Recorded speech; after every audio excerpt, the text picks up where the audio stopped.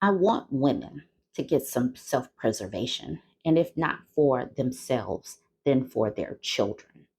This story happened a while ago when this man drove his family off of a cliff, but they are in court now. Okay, so this article is from People.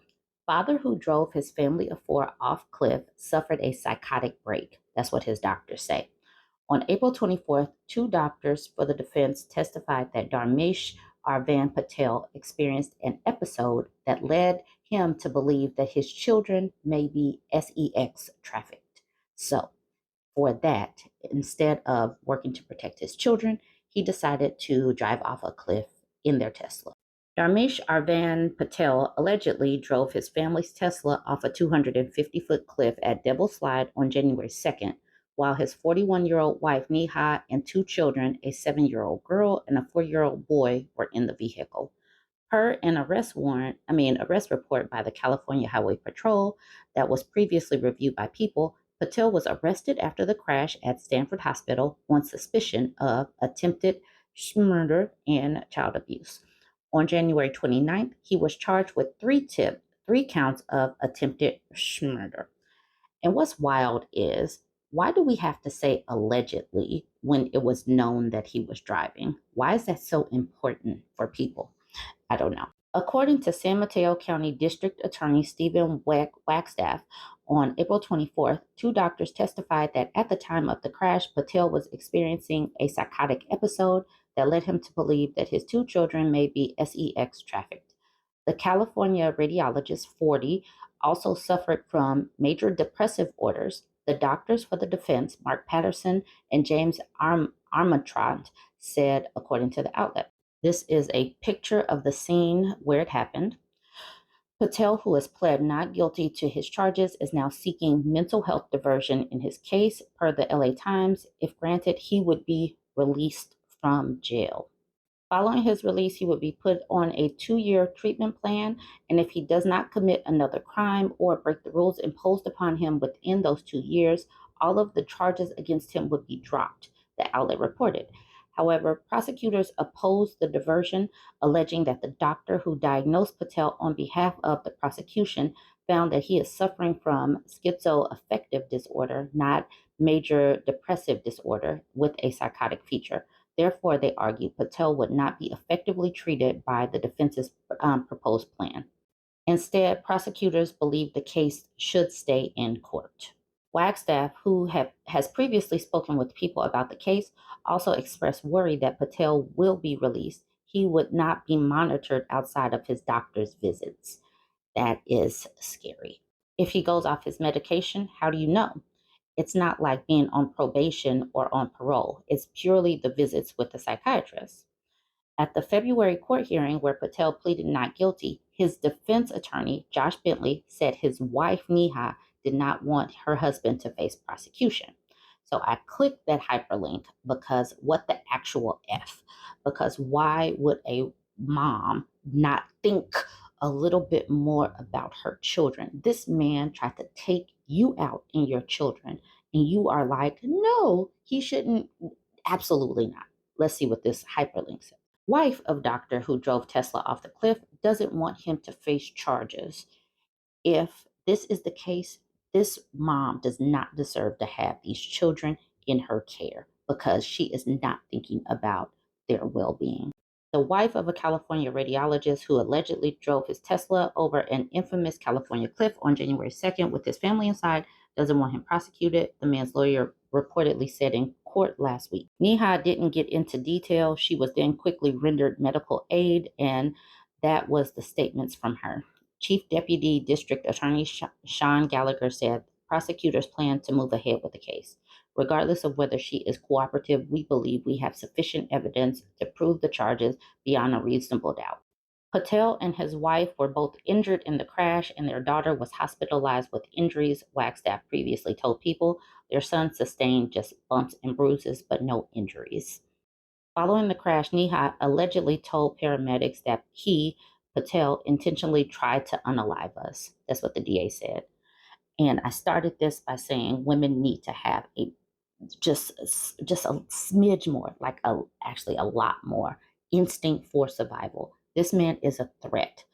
Why would you birth these humans into this world just to allow their dad to have the opportunity to again harm them? Absolutely not. Get some self preservation for yourself and for your children. Jump in the comments. Let me know what you think about this. So, y'all should know. Y'all should have already seen this coming. Men in these forced birther states weaponizing abortion. This is in the Washington Post. Texas man files legal action to probe ex partner's out of state abortion. So, this is in the Washington Post. It was behind a paywall. I had to find another outlet. So, let's get into it. As soon as Colin Davis found out his ex partner was planning to travel to Colorado to have a abortion in late February, the Texas man retained a high powered anti abortion attorney who court records show immediately issued a legal threat. Y'all should have known this was coming. Exes being vindictive in using the court system. If the woman proceeded with this abortion, even in a state where the procedure remains legal, Davis would seek a full investigation into the circumstances surrounding it and pursue wrongful death claims against anyone involved in the unaliving of his unborn child, the lawyer wrote in a letter according to records. Now Davis has disclosed his former partner's abortion to the state district court in Texas, asking for the power to investigate what his lawyer characterizes as potentially illegal activity in a state where almost all abortions are banned. The previously unreported petition was submitted under an unusual legal mechanism often used in Texas to investigate suspected illegal actions before a lawsuit is filed. The petition claims Davis could sue either under the state's wrongful death statute or the novel Texas law known as Senate Bill 8 that allows private citizens to file suit against anyone who aids or abets in an illegal abortion. The decision to target an abortion that occurred outside of Texas represents a potential new strategy by anti-abortion activists to achieve a goal many in the movement have been working towards since Roe v. Wade was overturned, stopping women from traveling out of state to end their pregnancies. Crossing state lines for care remains legal nationwide.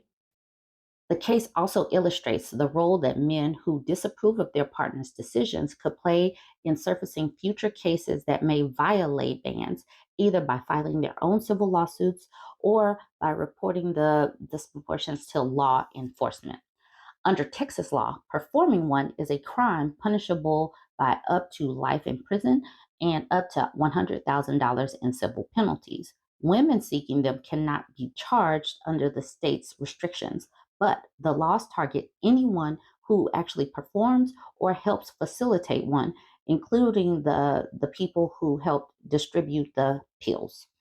Davis's petition filed under Texas Rule 202 by Jonathan Mitchell, a prominent forced birther attorney known for devising new and aggressive legal strategies to crack down on abortion, follows a lawsuit filed last spring by another Texas man, Marcus Silva, who is attempting to sue three women who allegedly helped his ex-wife obtain pills.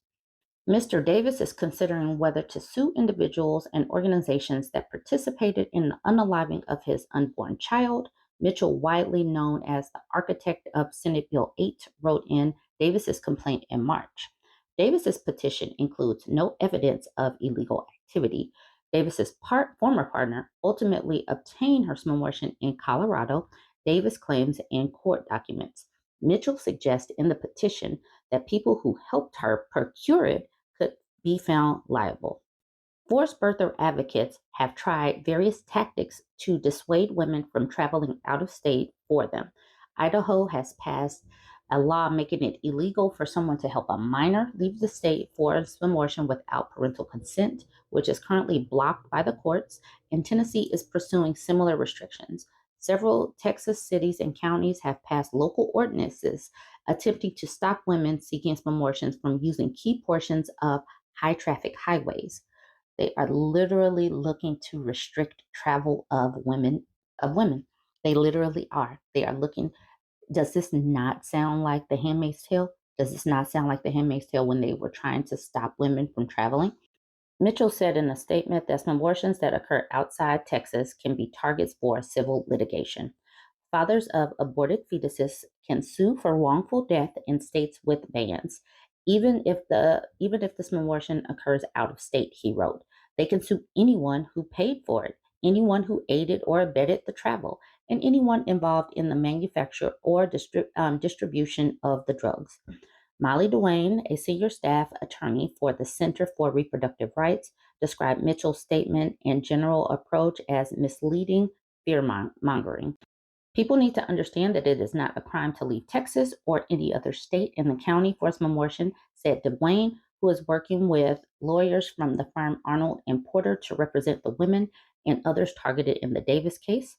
I don't want people to be intimidated, but they should be outraged and alarmed. They should, because HIPAA, I mean, do women have the right to privacy in their medical care? Do women have the right to privacy in their medical care? That is important to get into your brain. If this is allowed to go through, our privacy will continue to be breached. Dwayne described the woman's relationship with Davis as toxic and harmful. Davis, who claims in the petition to have helped conceive what he calls his unborn child, did not respond to requests for comment. Dwayne declined to comment on Dwayne's description of the relationship. Abortion rights advocates say these types of legal actions amount to vigilante justice designed to intimidate people who have done nothing wrong. Dwayne and other lawyers representing the woman asked the court to redact the names of those involved from public court filings out of concern for their privacy and safety. The documents at issue contain confidential and sensitive information, including the respondent's full name, sensitive allegations about healthcare that the respondents have substantial interest in keeping confidential. The judge wrote in an order signed Wednesday. Over the past 2 years, many forced birther activists have grown frustrated by what they see as a lack of enforcement of the bans, particularly as pills become more widely available in forced birther states because of a growing online and community-based pill networks. So these lawyers are trying to do a workaround. They're trying to release these people's private information. And obviously, even in a forced birther state, the judge has got to weigh, is it worth releasing people's private information, their private health information? I we have really got to see where this is going to land. But these forced birther states are dangerous, and they are really looking for ways to use the legal system to trample on women's rights. Even in states where women still have reproductive rights, they are looking to trample on women's health and privacy and all of that. And people have got to understand where this country is going with these forced birthers at the helm. They're not being subtle about it. Jump in the comments. Let me know what you think. Don't forget to like, comment, and share. In a case of, that doesn't seem suspicious at all, whistleblower Joshua Dean, who raised concerns about Boeing Jets, dies at 45. Totally does not sound suspicious. Joshua Dean, a former quality auditor at a key Boeing supplier who raised concerns about improperly drilled holes in the fuselage of 737 MAX jets, has died. Dean, 45, died on Tuesday morning, his family announced on social media. His family told NPR on Thursday that Dean had quickly fallen into critical condition after being diagnosed with a MRSA bacterial infection. He was airlifted from a hospital in Wichita, Kansas, to another facility in Oklahoma City, but medical teams were unable to save his life, according to the Seattle Times, which was the first to report his death. He passed away yesterday morning, and his absence will be deeply felt. We will always love you, Josh, Dean's aunt Carol Dean Parsons said via Facebook. Dean raised quality issues in manufacturing 737 MAX. Dean was one of the first to flag a potentially dangerous defect with the 737 MAX jets at Spirit Aerosystems, a major Boeing supplier that was spun off from the plane maker in 2005. Now, federal investigators are looking more closely at Spirit and Boeing to understand what went wrong with the door panel that blew off an Alaska Airlines Boeing 737 MAX in midair in January, the latest chapter in a long and troubled relationship between the two companies. Our thoughts are with Josh Dean's family. This sudden loss is stunning news here and for his loved ones, said Spirit spokesman John Buccino in a statement. Dean is the second Boeing related whistleblower to die in the past 3 months. In March, John Barnett, 62, died in Charleston, South Carolina, from what appears to be a self inflicted pew pew wound, the local coroner said. At the time, Barnett had been testifying in his retaliation lawsuit against Boeing. Police in Charleston say they're still investigating his death. Dean and Barnett were both represented by lawyer Brian Knowles. Josh's passing is a loss to the aviation community and the flying public, Knowles said in a statement. He possessed tremendous courage to stand up for what he felt was true and right and raise quality and safety issues. Aviation companies should encourage and incentivize those that do raise these concerns. Dean rapidly went from healthy to being hospitalized. Dean's mother and stepfather describe him as a studious and honest man, a health nut who rarely drank and attended church regularly. His career was helped by his prodigious memory and attention to detail, they said. He was just amazing, said Win Weir, Dean's stepfather. He could read something and then he could tell you word for word what he just read. Dean started feeling sick around 2 weeks ago. His mother, Virginia Green, told NPR he stayed home from work for a couple of days, but things got worse. Sunday, April 21st, is when I got a call from him that he was really sick and having trouble breathing. Said he immediately went to an immediate care and they told him he had strep throat. Green went to check on her son at his home, telling him to call her if he felt worse. He did call me a couple of hours later and told me he was in the emergency room and he was scared. They found something on his lungs. He tested positive for influenza B. He tested positive for MRSA. He had pneumonia. His lungs were completely filled up. And from there, he just went downhill. Dean was initially treated at St. Joseph Hospital in Wichita, but as he got worse, he was sent to Integris Hospital in Oklahoma City. It was a stunning turn of events for Dean and his family. Green says he was very healthy, someone who went to the gym and ran nearly every day, and he was very careful about his diet. This was his first time ever in a hospital. He didn't even have a doctor because he was never sick. But within days, Dean's kidneys gave out and he was relying on an ECMO life support machine to do the work of his heart and lungs. The night before Dean died, Green said the medical staff in Oklahoma did a bronchoscopy on his lungs. The doctor said he'd never seen anything like it before in his life. His lungs were just totally gummed up like a mesh over them. Green says she has asked for an autopsy to determine exactly what unalived her son.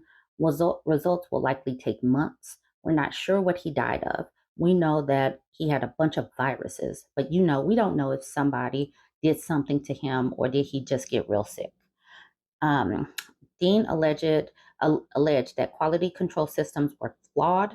Dean followed his father and grandfather into the commercial aviation industry, holding a series of jobs in the same factory in Wichita where they both had worked before. After earning a degree in engineering, Dean took his first job at Spirit in 2019. He was let go amid mass layoffs during COVID-19 pandemic in 2020, but returned to work for the company the next year as a quality auditor. Dean took the job seriously and grew increasingly frustrated with what he described as a culture of not counting defects correctly. During 2 interviews in January, Dean said that Spirit pressured employees not to report defects in order to get planes out of the factory faster. Now, I'm not saying they don't want you to go out there and inspect a job. They do, Dean told NPR. But if you make too much trouble, you will get the Josh treatment. You will get what happened to me. Dean was fired in April of last year in retaliation, and he said for flagging improperly drilled holes in the fuselages. I think they were sending out a message to anybody else. If you are too loud, we will silence you. Gave testimony in a shareholder lawsuit against Spirit. Dean described what he saw while working for Spirit in a deposition for a lawsuit filed by the company's shareholders who accused the company of misleading investors by attempting to conceal excessive numbers of defects at the Kansas factory. He was not a plaintiff in the case. Y'all, this is definitely a story to watch. Our safety in this country is at stake. If these planes fall apart mid-air, that is obviously a breakdown nobody wants to imagine. Nobody. Jump in the comments. Let me know what you think about this. And don't forget to like, comment, and share.